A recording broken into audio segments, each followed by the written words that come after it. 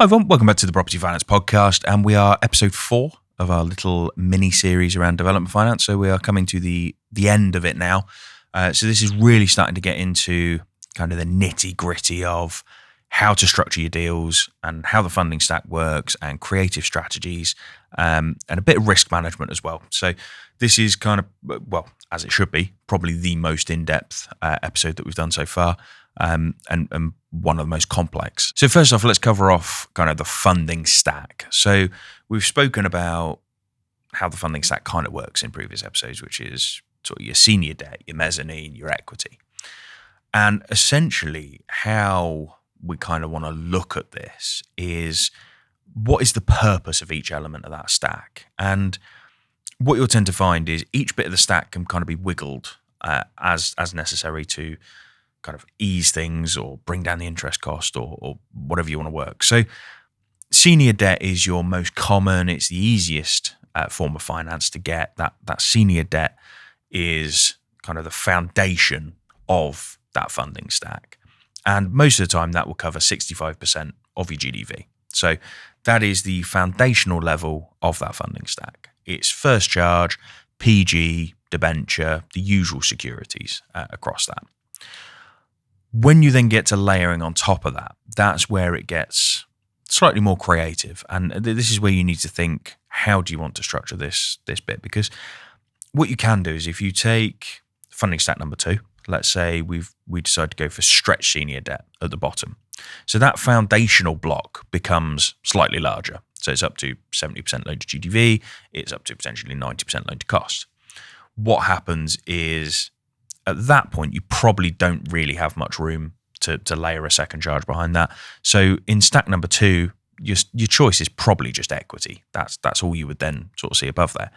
But what you've done is by taking that mezzanine element out, because what would normally happen, so if you take funding stack number 1, that's up to 65% loan to GDV. You'd normally layer another 5-10% of mezzanine on top and then your equity.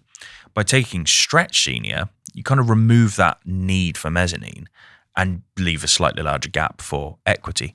But the more important thing is that you bring the interest cost down, because in funding stack number 1, your 65% is probably costing you 9-10%.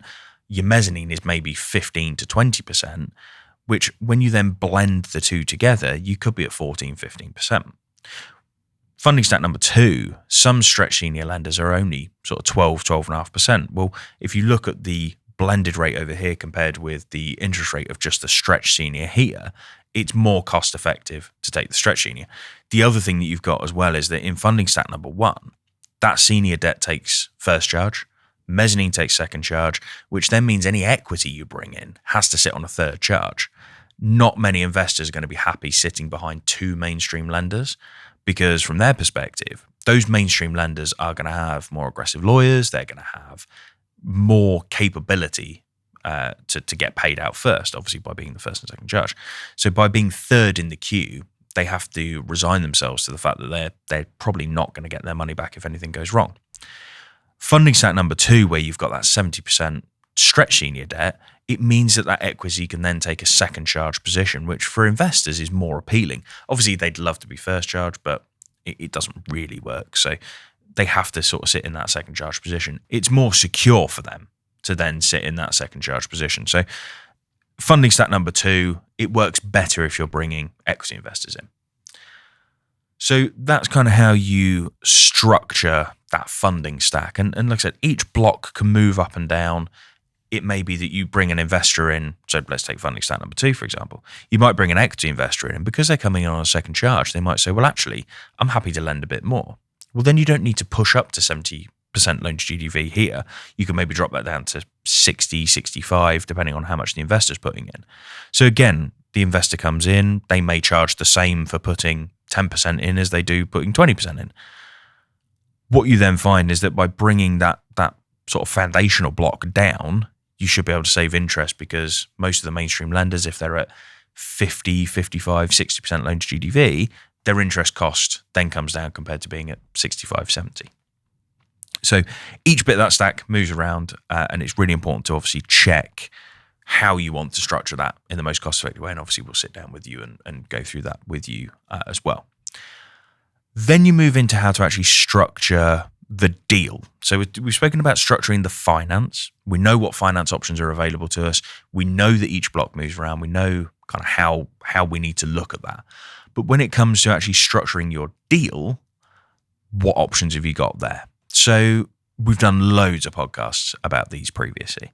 So I won't go into too much detail just because there are so many podcasts that cover this off. The first one is buying below market value. So what would happen is on a development deal, you offer less than what the land is currently worth, and that equity difference that you've created by offering below market value then could be seen as your input into that deal. So if something's on the market for 200 grand, if it's actually genuinely worth 200 grand and you offer 150, and when the valuer goes out, he says, yeah, it's worth 200 grand, that difference between the 150, the 200, what can happen is that if the development lender's lending, say circa 70% day one, they could lend 70% against the 200 as opposed to 70% against the 150. So immediately, that's a super, super simple way to reduce your equity into a deal, is just to pick up a good deal. Now, the important thing with that is to bear in mind that it's got to be truly worth the higher value. Because what may happen is the value, you may offer 150 on something that's up for 200. The valuer will probably go out and will say it's worth 150. So you have to keep that in mind. So don't become overly reliant on that. Sort of see it as a bonus, I would say. So that's number one. The next one is using option agreements. So again, we've done podcasts about this, but this is using an option agreement whereby you say to a landowner, yeah, I'm going to buy your land for X amount of money. And then during the period of time that you're on the option agreement, you then go for planning permission. And then in theory, you would increase the value of that land by obtaining planning permission. So what you do is you go from having a plot of land with no planning, which just has a market value. But once it has planning permission in place, valuers can then look at the residual value, which is essentially what a developer could afford to pay for that land. And again, we've done podcasts about this, but that residual value should be higher. So that planning permission should add value. Now, what happens is when you're doing developments and things like that, lenders want to see your money in the deal. So they want to see cold, hard equity in that deal. However, when you do an option agreement, they can look at something called sweat equity. And I did a great interview with Juliana Kuzmis on this, where we spoke about sweat equity and kind of how this stuff works. But essentially, sweat equity is equity created by doing the work. So hence it's called sweat equity. So let's say you've agreed to buy that plot of land for, again, 200 grand, let's say for round numbers. You then go and get planning permission. That land's then worth £500,000 with a substantial planning permission granted on it. That £300,000 of value difference, lenders can look at that as sweat equity. So they can look at it as, right, okay, well, you've done the work to increase it from 200 to 500. That £300,000 can be seen as your input into the deal. So that can have a massive impact on what you then need to put in via an investor or mezzanine finance or anything like that. So again, it's about, when we look at this funding stack, so you imagine it as like a battery, for example. You want to charge that battery to 100%. When it hits 100%, all of the cost is covered. So you imagine that battery. Now that battery gets filled to 80% via development finance, for example. So they do a standard 80% of your loan to cost. The last 20% is normally what you would put in via an investor or your own money. However, if you're creating that value, what then happens, and via sweat equity, is what then happens is that the lender's 85% loan to cost, all of a sudden is against a higher number, which means that when you actually work out your true cost versus obviously these increased values, they could potentially charge that battery to 90, 95% by using that sweat equity. So rather than you having to find 20%, you're only having to find 5%. Well, that's much easier to try and find from an investor than trying to find 20%. So it does have a big, big impact.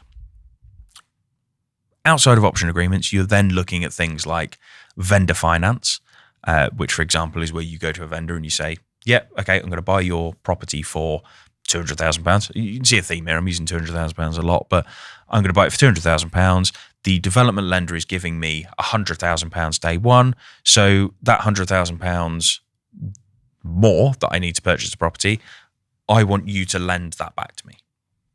So you say to the vendor, you lend that £100,000 back to me at 10, 12%, and then you'll get it paid back to you come the end of the deal.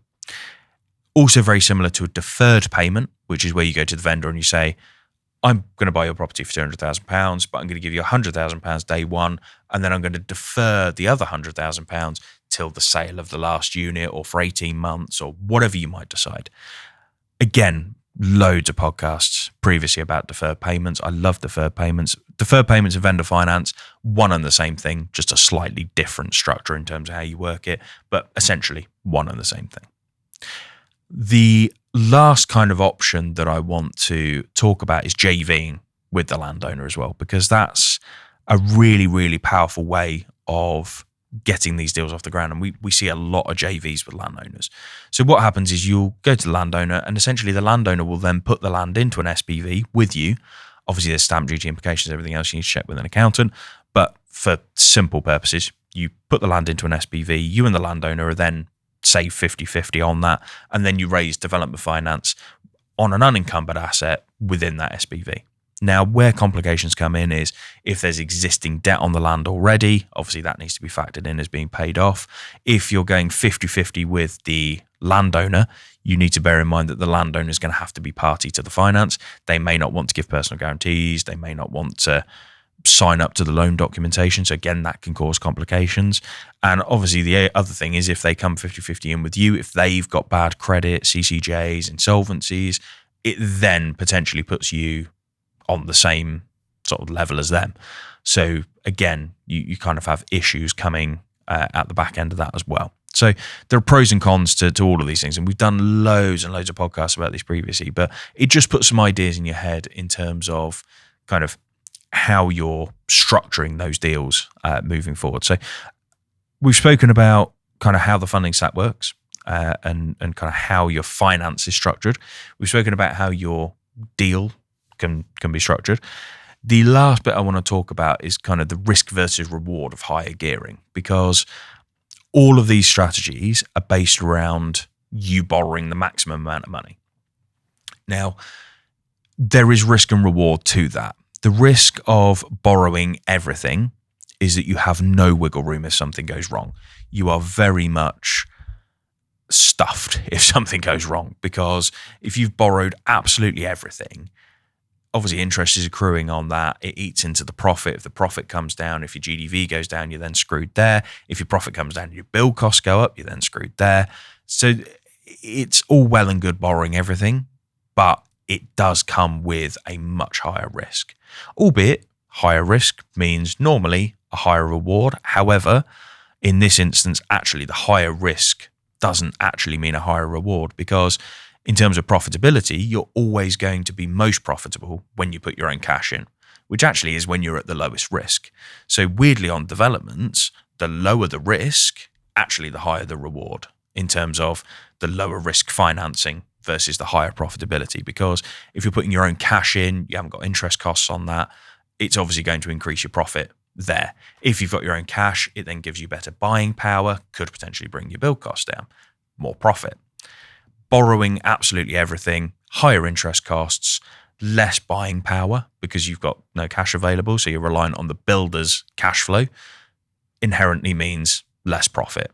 Creative strategies means JVs, profit splits. It means deferred payments, means, again, interest payments on that potentially as well. Again, all leads to lower profit. So the thing that you have to bear in mind is that when you are doing these creative strategies, yes, they are phenomenal for not putting any money in, but they are inherently higher risk and lower profit. That's what you need to keep in mind. However, if it's your first development and you've got no other way of getting into developments, obviously you're going to take the higher risk and the lower reward just to get you started and get obviously your property journey started. But what you need to keep in mind is that the more personal money you can put in, obviously the higher that profitability is going to be. Hopefully this episode has been really helpful just to sort of talk through structuring the finance, structuring the deal, and then obviously the risk and reward. I don't think enough people talk about that risk and reward because I think a lot of people think, oh yeah, creative strategies means more profit. It actually doesn't normally mean that at all. So I think hopefully that's a big myth busted there, which obviously we said this series was going to try and bust as many myths as we could. So hopefully that's a big myth busted there, but something definitely to keep in the back of your mind. So one episode left. Hopefully this series has been really, really helpful. and hopefully you've enjoyed it. Please like, share, subscribe, comment, do all of that good stuff. And otherwise, thank you very much for watching, and I will catch you on the next one.